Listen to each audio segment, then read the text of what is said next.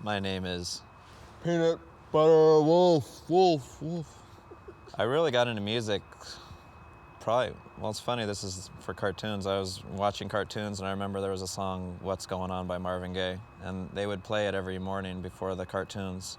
And I just fell in love with that song. I didn't really know about popular music or anything like that at the time, but that really got me started. And then when I was in second grade, I had a teacher who showed me a lot of soul, funk music. You know, this is like kind of before hip hop, without dating myself too much. But so from there, I really got into just soulful music, I think, and started buying hip hop records when I was like 9 years old. So it's been a long road. For me, the musician, I guess it started with a drum machine. You know, back in the old days of hip hop, everybody was just using drum machines. It was before there was sampling or anything like that. So I was just programming beats on the drum machine, Little Boss, Dr. Rhythm.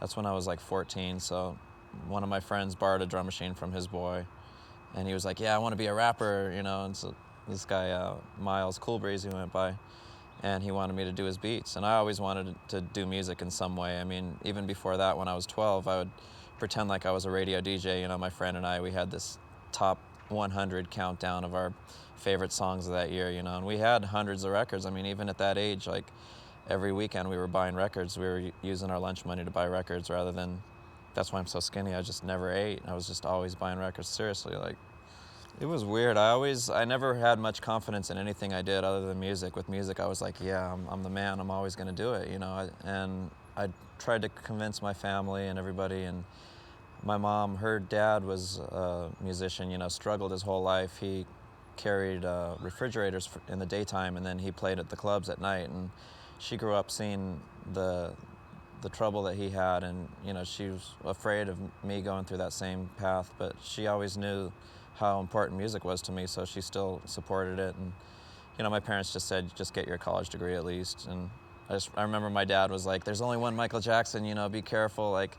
And I was like, well, Dad, I love Michael Jackson, but I don't want to be Michael Jackson. I mean, there's room for everybody. You don't have to be like living on Neverland Ranch to, you know, to have made it, quote unquote, and be successful. So I always knew since a young age that was my calling, was to be music. No plan B. I decided to start my own label in the early 90s. I actually put out a record in 1990 called You Can't Swing This, and we did 500 copies, and I felt like, yes, you know, I've made a record. That's my goal in life. Now I can die and, you know, that's it. But, you know, I mean, after it came out, we didn't have any distribution. We didn't know about record stores, like the relationships with all that, you know. We didn't have any publicist or anything like that, but that was in San Jose, California, and there was no music industry there, you know, in San Jose. So from there, I guess that's kind of when I really knew. And I started Stone's Throw several years later, but you know, I was always doing stuff for other labels, and kind of I found myself doing more of the work a lot of the times, you know, like promoting myself or promoting my own records. And that's really, as an artist, that's really important, regardless of what label you're on.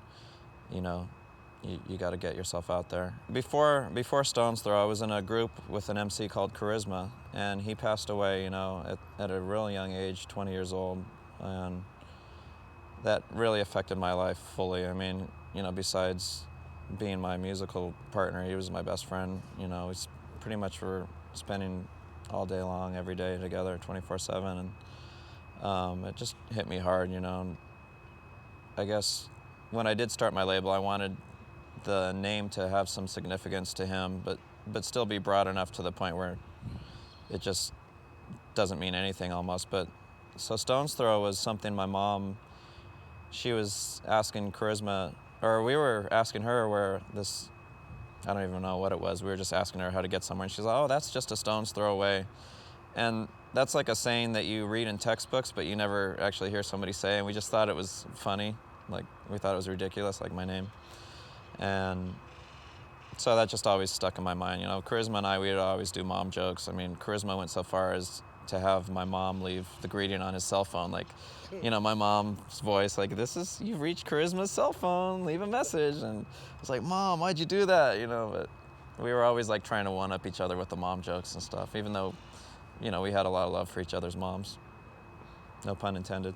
What I want to put out on Stone's Throw, that's really the hardest question I get asked, because I don't know. I know what I like. It's really easy, but I don't know how to describe it, because if you listen to the stuff on Stone's Throw, there's so many different styles of music. You know, we have stuff like Baron Zen, which is more, I don't know, like 80s new wave sounding stuff, you know, and then you got Madlib's, all of his different, I mean, he's pretty much like 10 artists in himself, you know. He's got the DJ Rolls, which is more electronic music, and he's got the hip hop and the jazz. And so, do I have a favorite kind of music? Yeah, my a cappella singing usually is like, you know, if like my top 10 songs of all time are really like me singing. Motley Crue would be definitely up there. This guy Bruce Hack, you know, I sing his music as well. Yeah, I don't know. I'm just a great singer. No. Who were some of your influences? One of my biggest influences, Madlib. You know, it's an artist that I work with, and when I heard his music, I was instantly changed. I mean, when I met him, I'd already been doing music for about 10 years, and after meeting him, I knew my focus was going to change to promoting him rather than promoting myself, even though I'm such a self-promoter, but he's the man. So as far as influences, I would say that's number one. I mean, I have many influences over the years. Otis Redding, you know, my uncle would show me his music when I was a kid. I was really into that. A lot of funk and soul, like the Bar-Kays, Cameo, that kind of stuff. That this group Slave from the early '80s, that was really big for me back then. So, but I love all different stuff. I love Public Image Limited, you know, like a lot of the post-punk stuff. I like 60s psychedelic stuff. This guy Bruce Hack I was mentioning earlier, but he does electronic children's music, and it's a lot different than anything that I know. You know, he really was trailblazing back then. So I've had a lot of great musical moments so far. For me, one of the early ones was meeting KRS-One. You know, like to me, he was one of my favorites growing up, and I was at his video shoot for Step Into a World, and I remember after the video was done, I had my record. I had the Charisma record. This was the first Stone's Throw release, like Stone's Throw 001, you know, 12-inch single. And we were at this music convention, and I went up to his DJ and I was like, yo, you got to play this record. You know, this was after Charisma passed away, and Charisma was a big fan of KRS-One too. So Kenny Parker, that's KRS-One's DJ's name, and he kind of looked at me, kind of sized me up, and he's like, I ain't gonna play this. And so he played it in the headphones, and he's like, all right, that's kind of knocking. So he put it on over the speakers, and then KRS-One turned around and he's like, what is this? You know, he was all hype and stuff. So I was just like, yeah, what up? That's me, yeah. So that was a good one for me, you know. Meeting Stevie Wonder was really, you know, that was really cool, because we did an album of all Stevie Wonder covers with Madlib doing his music, and I got the opportunity to meet Stevie Wonder. I kind of stalked him, actually. I followed him into a bathroom, and it was way out of line. I should have never done it, but his manager was there. You know, Stevie Wonder was literally at the urinal taking a piss, and I go up to his manager and I was like, yeah, I want to talk to Stevie. Like, we did this album of his music and I want him to hear it. And his manager said, oh, well, this isn't the time or place for this. And what do you say to that? I mean, he's totally right, you know. So I was like, well, let me just get an address on Stevie so we could send it to him. And Stevie overheard our conversation, and he pulled his manager aside, and he's all, no, I want to speak to him right now. So that was the most nerve-wracking experience. Like, you got 30 seconds to give Stevie Wonder your spiel on how you did a record of his music. But he was real cool, you know. It's like I shaked his hand. It was like shaking a prophet's hand, you know. It was really weird.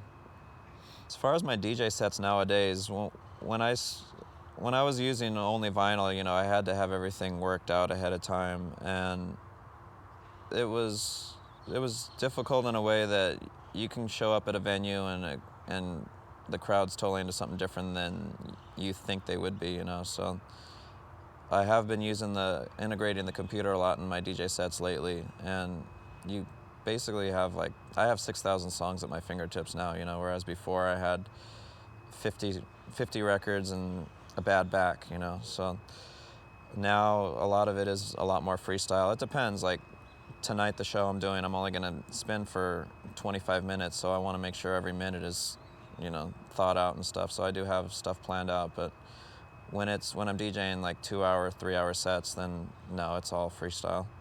Yeah, I don't ever want to find out how much money I've spent on records, because that would be horrible. I do buy records all the time, and I actually broke up with a girlfriend because of it. She never understood that, but Because of buying records? yeah, well, it's tough. Like, if if you're not really passionate about music, it's hard to understand why someone would.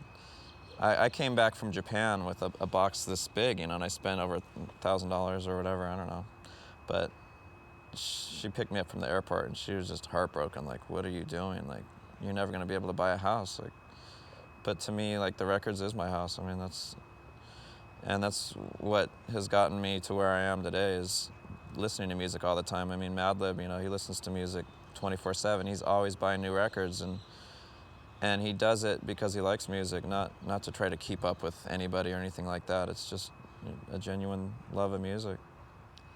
Best thing about being a musician, DJ, music world, I make my own hours, I would say, is like one of the best things. I get to sleep in when I want to, and yeah, I got it made, man. No. The best thing for me is the music. I really, really feel strongly about the music I'm involved in, and I love sharing it with the world. That's why I got into this in the first place, and I feel like I'm doing it, So, to the people that want to start a label or really be a musician, be a singer, rapper, producer, I would say don't do it unless you really, really, really, really, really, really, really, really, really like music. Because it's one of the hardest industries to be in, and you always feel underappreciated and like, oh, it's tough. I mean, there's not much stability in it. I mean, I've been really fortunate. I'm not complaining about where I'm personally, but just seeing a lot of my friends, and a lot of my friends with talent too, that it hasn't really happened for them yet. And I would say if you can't do anything else, if you know that music is it, then follow it. That's what I did.